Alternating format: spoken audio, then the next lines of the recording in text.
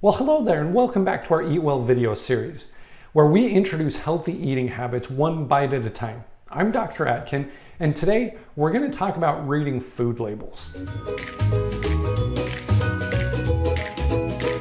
So obviously we're working on building healthier habits, right? One of those healthy habits is going to revolve around shopping and our shopping habits. We'll actually talk a little bit more about that in the future. But today, let's talk about the food labels. What is it that you're looking for? What do you want to see? What would be considered a good food? In fact, as I show you some ingredient lists, I'm going to use a color coding system. Green is going to represent the foods that heal our body. So these are the foods, we've already talked about some of these, right? We're talking fruits, vegetables, whole grains, legumes, beans, nuts, and seeds. So those are going to be green. Red are going to be the things that damage our body. We talk about those, right? Processed foods, white flour, white sugar, lots of added salt, ingredients that we can't pronounce. That type of stuff are going to be things that are actually going to damage the body. And somewhere in the middle, I've also got to include a yellow section, right? Things that we're going to call mostly good. So we're talking about things like, maybe like Greek yogurt, for example. We've got a good 5-ingredient Greek yogurt that I like. It's dairy based, so that's going to cause some problems, but we're going to call it mostly good. Eggs might be considered mostly good, for example.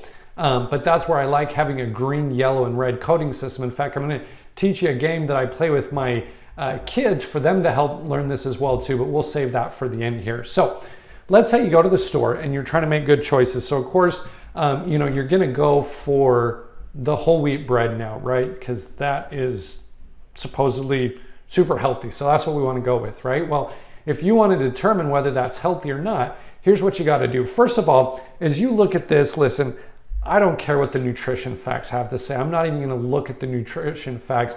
What's more important than the nutrition facts is the ingredient list. So I want you to go straight down to the ingredient list, and I want you to think of that green, yellow, and red coding system, right? So let's go ahead and get this highlighted. Here's the green. Look through that list there, right?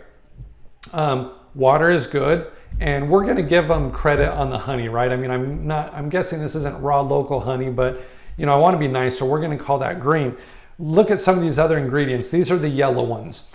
I put whole wheat flour in this particular list just because when you look at the actual type of whole wheat flour that they're using, it's still pretty pulverized. Maybe I'm being a little bit mean. Maybe we should call that whole wheat flour green in there, but either way, green, yellow, whatever the case may be, whole wheat flour is certainly not low heated. It's certainly been put under high pressure and high heat. Yeast we'll call yellow just for the fun of it as well too. But look at the rest of this stuff.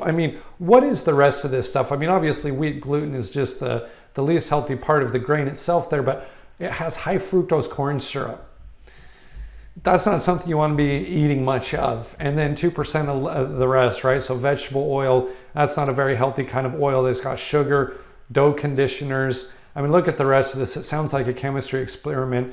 Azodicarbonamide, calcium sulfate, calcium propionate, guar gum. There's just a lot of things in there that, what is that? That's not food. Certainly I'm not saying it's the worst thing in the world, but look at this list.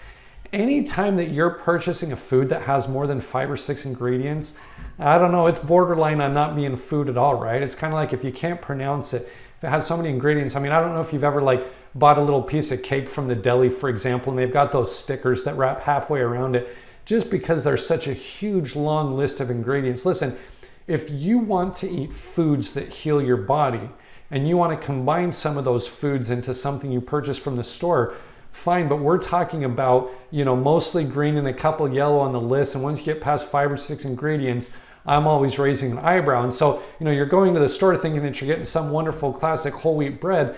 It's really not a whole lot better than the white bread. But once again, read the label, read the list, and here's the most important thing to focus on, just improvement. If this Sara Lee Classic 100% whole wheat bread is better than what you're eating right now, absolutely start using it. But just get used to looking at ingredient lists. Is it green? Is it yellow? Is it red? In fact, what I'll do with my kids, whenever they have this question, or sometimes just for fun, we'll grab the food, look at the list, I'll call out the ingredient, And if it's green, they'll give me a ding. And if it's red, they'll give me an eh. And so, the kids are able to learn what heals their body, what damages their body. So next time in, forget the nutrition facts, look at the ingredient label, and you'll really be able to start eating the healthiest foods possible.